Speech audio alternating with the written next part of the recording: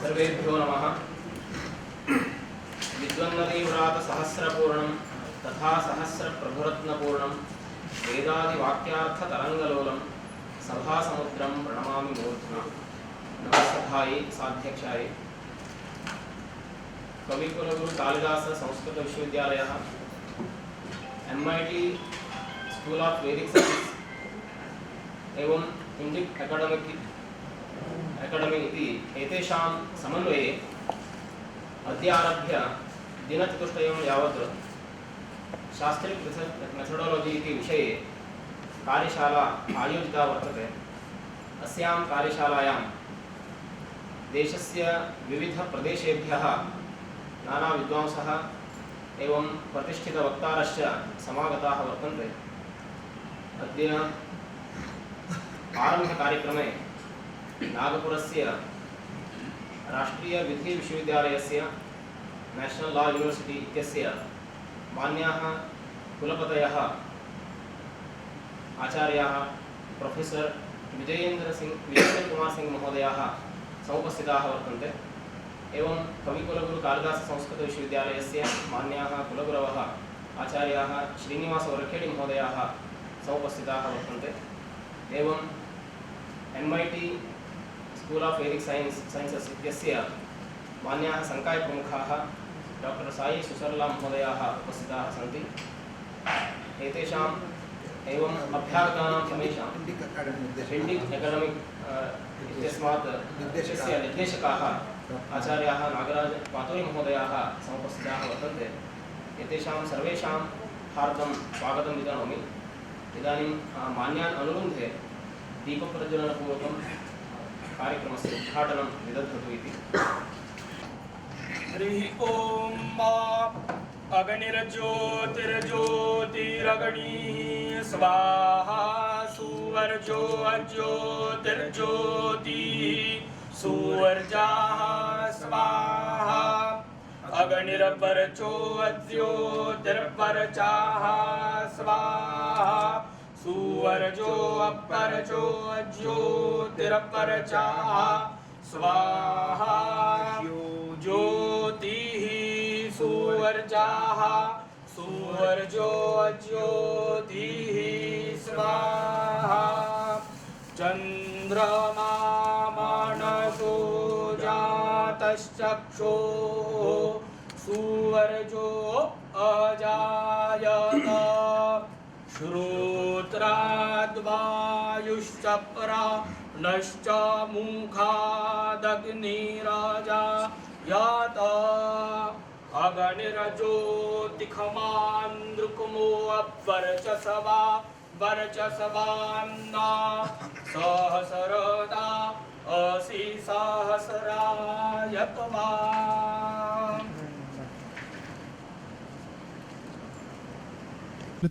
समागतेभ्यः अतिथिवर्येभ्यः अहं स्वागतं व्याहरामि पुष्पप्रदानेन।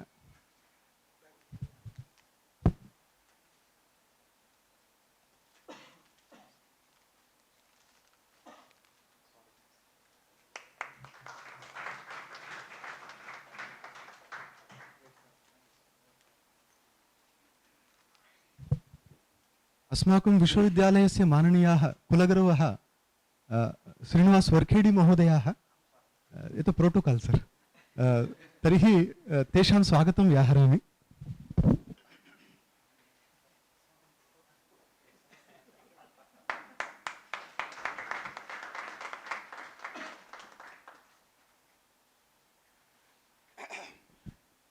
अस्माकं ज्येष्ठभ्रातृकल्पाः माननीयाः पातूरी नागराज महोदयाः तेषाम् अहं स्वागतं व्याहरामि।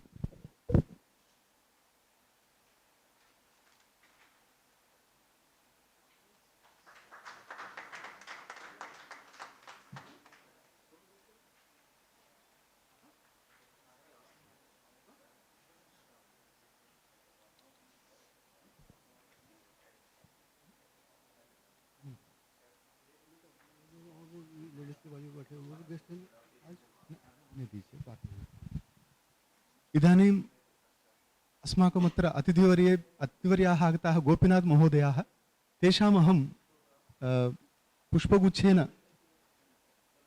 सत्कारचिह्नेन च स्वागतं व्याहरामि।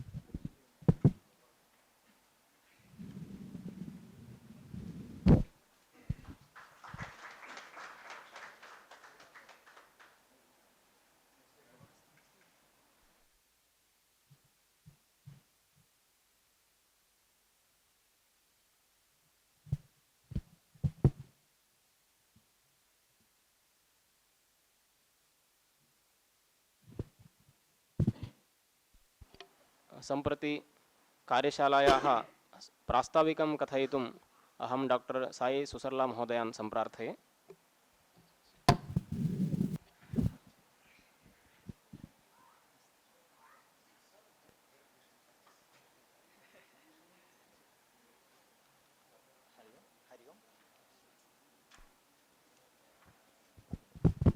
Hari Om. Namaste bhai.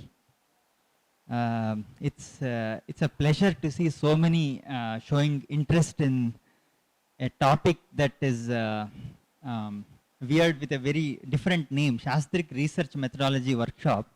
I am sure many of you are wondering, is there anything Shastric about research? Is there anything Indic about research? And that is what is the topic of this 4 days discussion that we are having. And this started as a casual conversation between Professor Varkhedi Mahodaya and me during one of the conferences, and we felt that, you know, that's when we felt basically that there has to be some orientation towards for people who want to exploit or study Indian knowledge for contemporary relevance or for furthering our tradition of research. They have to be oriented in certain ways, which the current Western system does not have, and the cultural background, the methodological background that has been an integral part of Indian tradition for ages has to be brought out clearly to help to orient young scholars. So that was the reason behind organizing this one. And this is our first experiment. So please be a little bit lenient if and we really want all of you to give feedback. It's supposed to be an interactive set of sessions, and we will have ample time for all of us to interact, also sprinkled across the 4 days. And I want to talk a little bit about the type of audience who have come here for the distinguished speakers. We have people who are traditionally trained Gurukula scholars who have just entered into PhD or just are about to enter PhD. The one common feature here is that everybody here who came here actually wants to do some research in Indic knowledge systems. That is the common factor. And then they come from different fields. Some are working professionals who have no background in Indian knowledge but recently got some exposure. They wetted their feet, so to speak. And everybody has some exposure to Sanskrit. And some are have deeply studied Shastras for several years. And they want to understand the Western approach. So there are different areas where people have knowledge and are seeking knowledge, all of them coming together. And we had to unfortunately decline a lot of people because of this minimum bar that we have set of basic familiarity with Sanskrit and some aspect of Indian thought. Okay, so we will address them later also. So this is just the first of the series, we hope, and thank you. So welcome you all.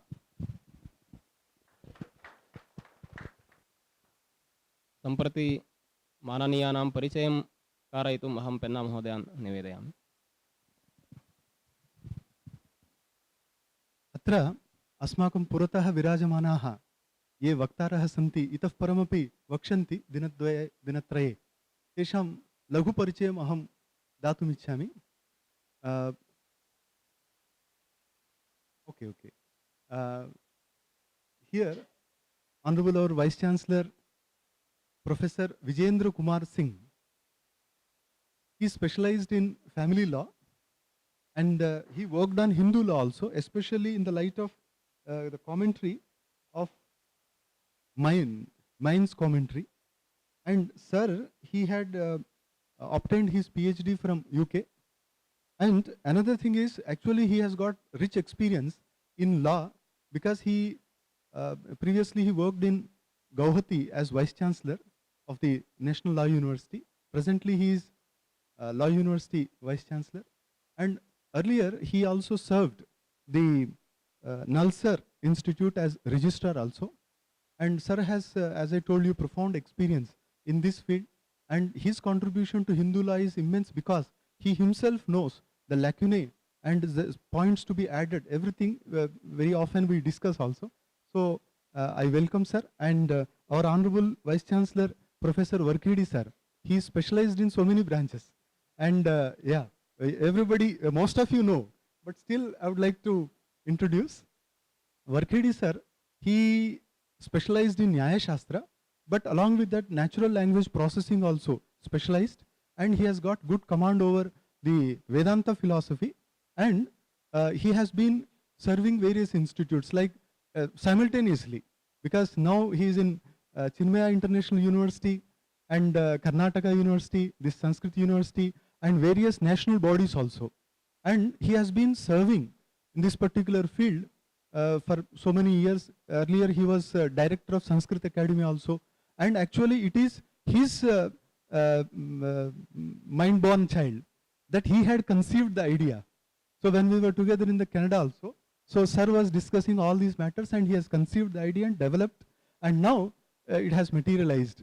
So I welcome all of you because it is that credit goes to sir and then Susarla sir. Of course, our elder brother Nagaraj sir is there, and Nagaraj sir, he is director of Inter-University Center for Indic Knowledge Studies and also director of this Indic Studies.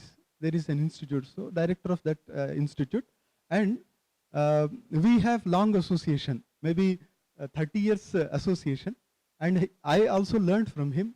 He specialized in Vedic studies, Vedic study of myth theories, and he got PhD awarded from Hyderabad Central University, and he actually comes from a very rich traditional family where his father was a great scholar. So he imbibed these qualities from his father, I should say. So that Professor Nagaraju sir. And we have here our director, Sai Susarla sir. He is Dean School of Vedic Studies, MIT, and he has obtained PhD degree in computer science from USA, and he is also traditionally trained. And all these people have an inclination towards Vedic learning and our traditional knowledge. And now, as you all know, in these coming 4 days, actually the focus will be more on application of Vedic knowledge in the modern context. So with examples, they will be explaining all these theories, and we will have certainly a very rich, fruitful session here. I welcome all the dignitaries and I take it. Thank you. धन्यवादाः महोदयाः। सम्प्रति माननीयान् कुलगुरून् professor Vijayendra Kumar Singh महोदयान् निवेदये अस्मान् उद्बोधयितुम्।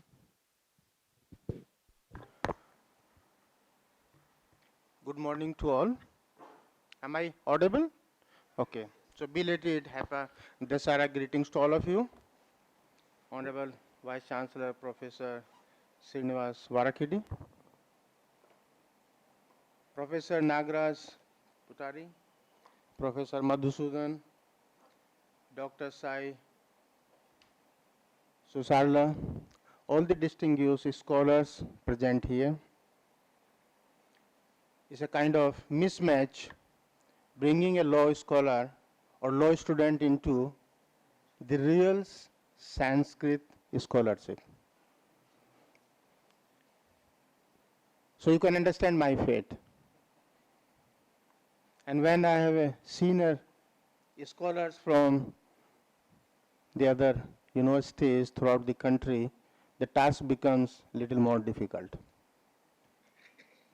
But being a student, we know how to escape from the teachers and the scholars.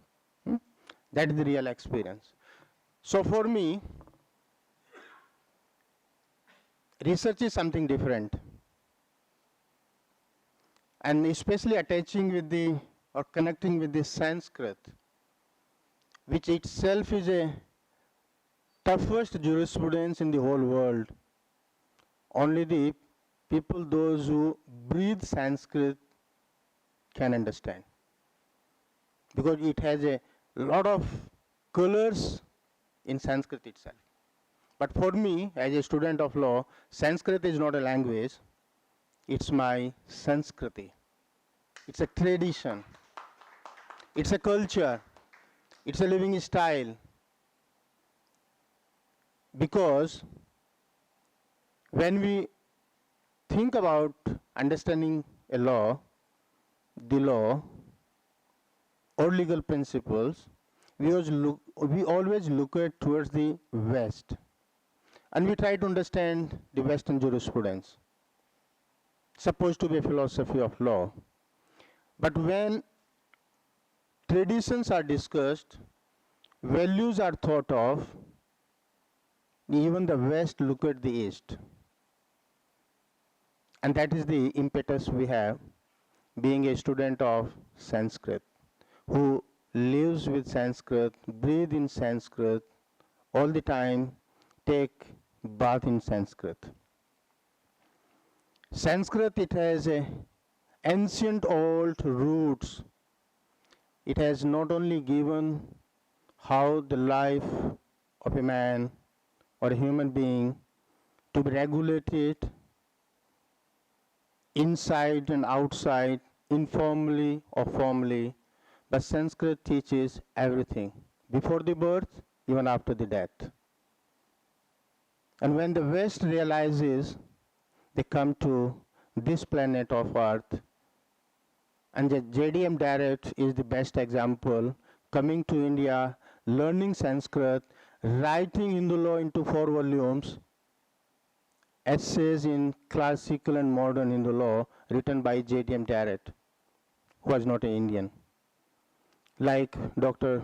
Madhusudan Penna mentioned about Maine's Hindu law, John D. Main, who was not a Hindu, but he has written a book on Hindu law and uses which is an authority throughout the world. Even that D.F. Mullah, who was a Parsi, understood Sanskrit, learned Sanskrit, and written Hindu law in English, an authority in the whole world. So that is the Sanskrit for me. It's a Sanskriti which we need to understand.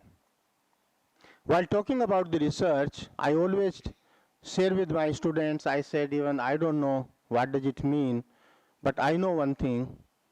When I have a pain in my body, I visit a doctor. Doctor will ask me what is the problem. I said, yes, I have a pain. Doctor will ask, where? I say, yeah, it's in tooth. So doctor will not give me any medicine. It's a toothache. He understood. I also know I'm suffering about it. But he will ask me 10 questions. Are you allergic of so-and-so medicine? Are you allergic of so-and-so herbal? Are you allergic of so-and-so food? And once he ascertain everything, he will give me a tablet for pain remover, but along with the pain, he will give me one antibiotic. Understood? It is the antibiotic which protects me from other consequences of taking that medicine to remove the pain. For me, research is that. No direct medicine works unless the antibiotic is not attached with the main course. So without research, it is difficult to understand the world in its entirety. Yesterday, I attended the convocation organized by the university, Sanskrit University. The Honorable Vice Chancellor was kind enough to invite me, and I had the occasion to meet the Sadhguru, the chief guest of the convocation, when media people were interviewing him, firing number of questions on him to find out all those possible political, non-political, legal, non-legal, educational, or whatever questions. And at the end, the great scholar simply says, don't worry, remember Hari. And I also understood, yes, the answers are given. And the media people could not dare to ask further question. Correct? So research is such a tool in the hands of a scholar where no one can answer any question in the right perspective. It is the scholar who brings the right answer. And it has no age limit. It has no learning bar. It's all open all the time. Even sky is not the limit. It goes beyond the sky. Number of planets are explored by the scholars only, not by the politicians or bureaucrats or anyone else. So what I request all of you, you have expressed your intention to learn diversity in your Indus Sanskrit. Make best use of these 4 days. Exchange your learning with other colleagues, fellow colleagues. Sharing doesn't make any kind of losing the language, and it doesn't have any kind of control by the bureaucrats or politicians also, like cash flow is controlled by the government. But sharing of research cannot be controlled by anyone other than the scholar himself. My experience in the foreign land on research, which I wanted to just share with you, we generally believe in on 2 kinds of research, quantitative and qualitative, and we all talk about it. We all talk about it. How do I explain this and how I understood it? If any one of us has a kind of thinking, I don't believe how foreign scholars are better than Indian scholar, I give the challenge to them.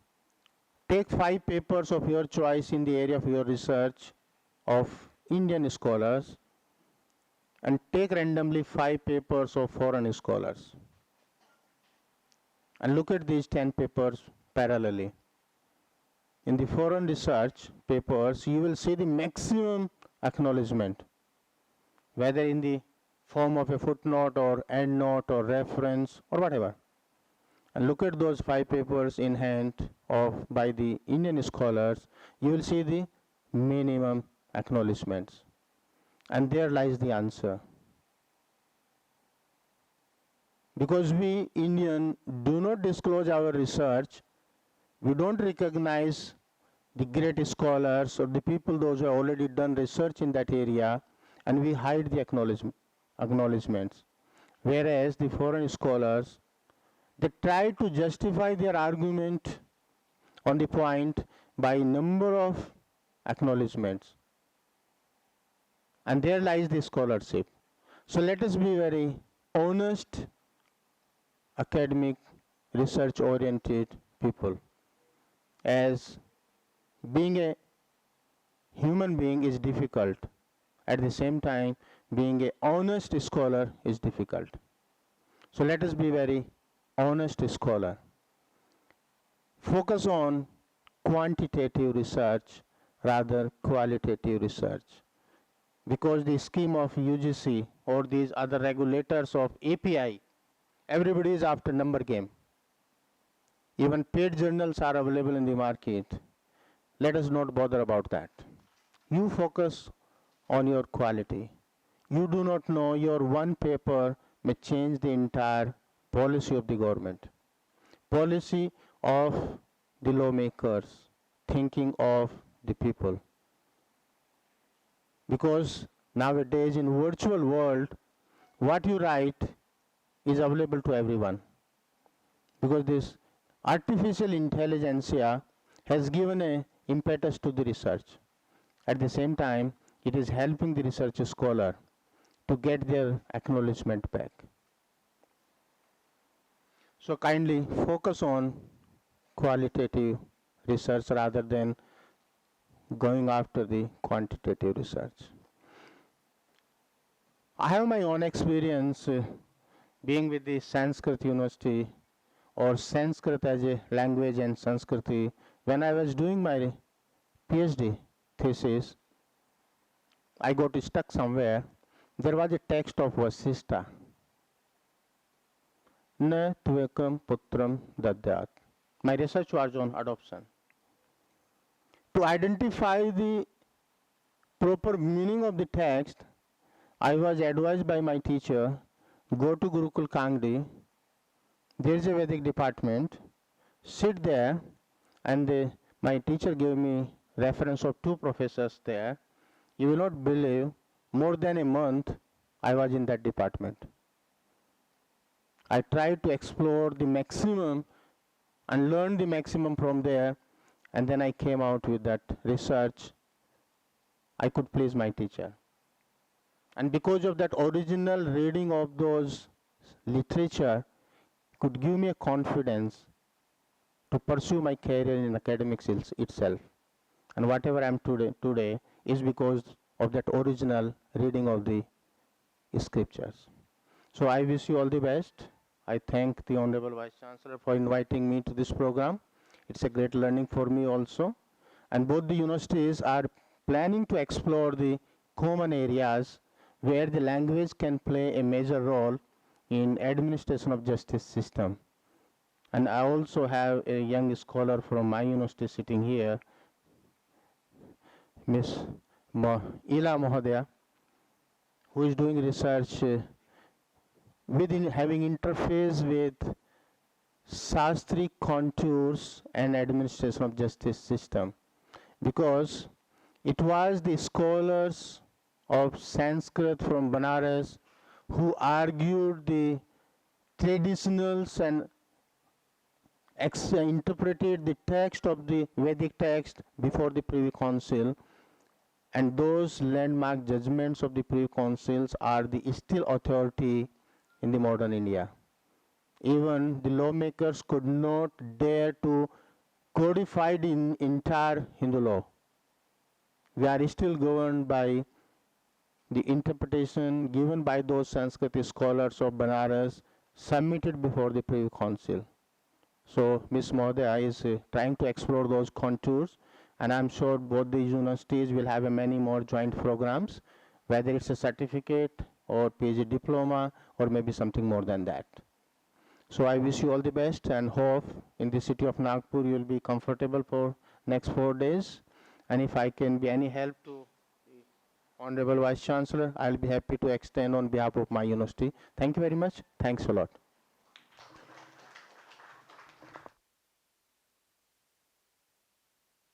सम्प्रति अस्माकं विश्वविद्यालयस्य मान्यान् कुलगुरून् सम्प्रार्थये निमेषद्वये अस्माकं भवति।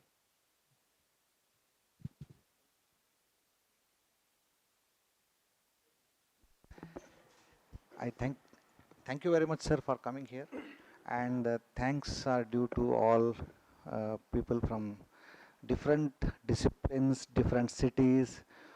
You made it possible to be here on the very next day of Dashahara. It is very difficult to leave home, and we definitely understand. And we are also in preparation of Deepavali, which is coming, and in this sandwich time you made it possible to come here, and thank you very much. In these 4 days will be very illuminating for us, for all of us. So here one thing I would like to make it very clear, that we are not imparting here, we are creating here. So we are here to create, not to impart. Thank you so much.